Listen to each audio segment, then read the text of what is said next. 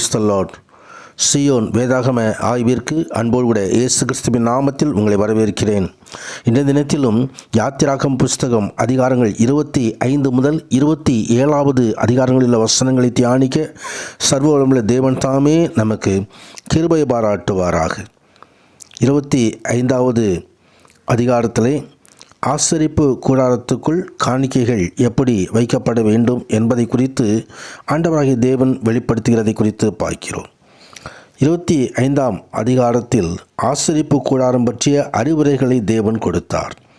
வரலாற்று அடிப்படையிலும் ஆவிக்குரிய நிலைமையிலும் வடிவமைப்பு மாதிரியிலும் ஆசரிப்பு கூடாரம் என்றால் அது வேதாகமம் அதை பற்றி என்ன கூறுகிறதோ அதன் அடிப்படையில் தான் இருக்க வேண்டும். ஆசரிப்பு கூடாரம் ஒரு பரிசுத்த ஸ்தலம். அங்கு தேவன் வாசமாயிருந்து தமது மக்களை சந்திக்கும் அவருடைய வாசஸ்தலம். இரவும் பகலும் கர்த்தருடைய மகிமை ஆசரிப்பு கூடாரத்தின் மேல் தங்கியிருந்தது. அங்கிருந்து தேவனுடைய மகிமை நகரும்போது இஸ்ரவேலர் பயணம் செய்ய வேண்டும். பாளையத்திலே இம்முறையில்தான் தேவன் அவர்களை வழிநடத்தினார் என்பதை நாம் வேத புத்தகத்திலே நாம் வாசிக்க முடியும். கர்த்தருடைய நாமத்திற்கு மகிமை உண்டாவதாக.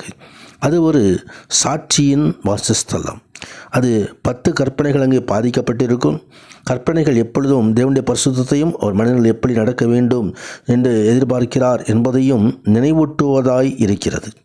அவருடைய கற்பனைகளுக்கு கீழ்ப்படிதலும் தேவனோடு உறவும் ஒருபோதும் ஒன்றுக்கொன்று பிரிந்திருக்க முடியாது. நாம் கீழ்ப்படிந்து தேவனோடு இணைந்திருக்க வேண்டும் என்று சொல்லி நாம் ஆண்டவரோடு எப்படி நாம் நடக்க வேண்டும் என்று சொல்லி வேதம் நமக்கு கற்றுத்தருகிறது. கர்த்தருடைய நாமத்திற்கு மகிமை உண்டாவதாக. அதோடு 16வது வசனத்திலே சாட்சி பிரமாணம் என்று எழுதப்பட்டிருக்கிறதை நாம் பார்க்க முடியும். சாட்சி பிரமாணம் என்பது மோசையினால் செய்யப்பட்ட 2 கற்பனைகளில் தேவன் எழுதி கொடுத்த 10 கற்பனைகள். இவைகள் சீனாய் மலையிலே தேவனால் மோசையிடம் கொடுக்கப்பட்டதாக நாம் அறிந்திருக்கிறோம். கர்த்தருடைய நாமத்திற்கு மகிமை உண்டாவதாக. அதோடு கூட 17வது வசனத்திலே அங்கே ஒரு கிருபாசனம் உண்டாக்கப்படுகிற காரியத்தை குறித்து எழுதப்பட்டிருக்கிறது குறித்து பார்க்கிறோம். உடன்படிக்கை பெட்டியின் மூடியே கிருபாசனம் எனப்பட்டது. மக்களின் பாவங்களுக்கு நிவாரணம் தேடி மகா பிரதான ஆசாரியன் இதன் மீதுதான் பலியின் இரத்தத்தை தெளிப்பான். இந்த செயல் தேவனுடைய மன்னிக்கும் மனப்பான்மையை தெரிவிக்கிறது. தொடர்ந்து அங்கே இருக்க வேண்டிய மேஜை எப்படி இருக்க வேண்டும், கேருபீன்கள் எப்படி வைக்கப்பட வேண்டும், சமூக தப்பம் எப்படி வைக்க வேண்டும், குத்து விளக்குகளில் எப்படி அகல்கள் இருக்க வேண்டும் என்பதையெல்லாம் ஆண்டவர் தெளிவுபடுத்துகிறார். 26வது அதிகாரத்திலே ஆசரிப்பு கூடாரத்தை செய்ய வேண்டிய முறை குறித்து திட்டவட்டமான போதனைகள் தேவனால் கொடுக்கப்பட்டது. அது தேவன் சொன்ன மாதிரியின்படியே செய்ய வேண்டும். ஏனெனில் அவருடைய வாசஸ்தலம் அதை உருவாக்குகிறவர் அவரே. ரட்சிப்பும் தேவனோடு கொள்ள உறவும் அவர்கள் விதித்த கட்டளைகளின்படி செய்வதிலேயே உள்ளது. அவர் வெளிப்படுத்திய மாதிரியில் மாத்திரமே அது செய்யப்பட வேண்டும் என்பதை ஆண்டவர் தெளிவாக அங்கே கற்றுக் கொடுக்கிற காரியத்தை குறித்து பார்க்கிறோம். கர்த்தருடைய வார்த்தைகள் என்ன சொல்கிறதோ அதற்கு நாம் கீழ்ப்படிய வேண்டிய அவசியமாக இருக்கிறது. அந்த வார்த்தைகளின்படியே நாம் நடக்க வேண்டிய அவசியமாக இருக்கிறது. கர்த்தருடைய நாமத்திற்கு மகிமை உண்டாவது. தொடர்ந்து 27வது அதிகாரத்திலே ஒரு தகன பலிபீடம் அமைப்பதை குறித்து ஆண்டவர் தெளிவுபடுத்துகிறார். கர்த்தருடைய நாமத்துக்கு மகிமை உண்டாவதாக. பாவ நிவாரணத்துக்காக மிருகங்களை பலியிட இந்த பீடம் பயன்படுத்தப்பட்டது.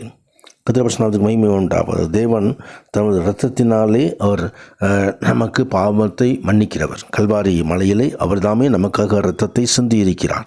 இயேசு கிறிஸ்துவின் இரத்தம் சகல பாவங்களையும் நீக்கி சுத்திகரிக்கும் என்பதை நாம் அறிந்திருக்கிறோம். கர்த்தருடைய நாமத்துக்கு மகிமை உண்டாவதாக. அதே விதமாக அங்கே 20 21 வருஷங்களிலே எப்பொழுதும் எரிந்து கொண்டிருக்கிறதான குத்து விளக்கு தேவனுடைய சமூகம் மக்கள் மத்தியில் எப்பொழுதும் தங்கியிருப்பதை காட்டுகிறது. இஸ்ரேல் மக்கள் தேவனுடைய ஒளியினாலும் ஜீவனாலும் பிரசன்னத்தினாலும் நிரப்பப்பட வேண்டும். ஆண்டவர் ஒளியாயிருக்கிறார். கர்த்தருடைய நாமத்துக்கு மகிமை உண்டாவது. நானே உலகத்தின் ஒளி என ஆண்டவர் சொன்னார். ஆண்டவருடைய பிள்ளைகளும் எழுந்து பிரகாசிக்க வேண்டிய விளக்குகளாக இருக்கிறார்கள். கர்த்தருடைய பரிசுத்த நாமத்துக்கு மகிமை உண்டாவதாக. ஆம், மக்களுடைய ஒத்துழைப்பும் கீழ்ப்படிதலும் இல்லாமல் இந்த குத்து விளக்கை அணையாமல் தொடர்ந்து எரிந்து கொண்டிருக்க முடியாது. எனவே நாம் கவனிக்க வேண்டும்.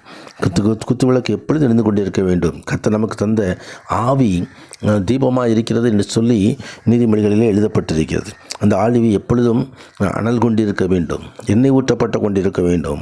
எண்ணெய் என்பது பரிசுத்த ஆவியானவர். குத்து விளக்குக்கு எண்ணெய் எப்பொழுதும் ஊற்றப்பட்டு கொண்டிருக்க வேண்டும்.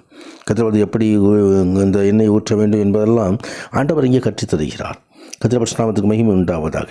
ஆண்டவருடைய வார்த்தைகளின்படியே நாம் நடப்போம், கர்த்தரை மகிமைப்படுத்துவோம். கர்த்தர் மகிமையான ஆசீர்வாதங்களை நமக்கு அருளி செய்வாராக. ஆமேன், ஆமேன்.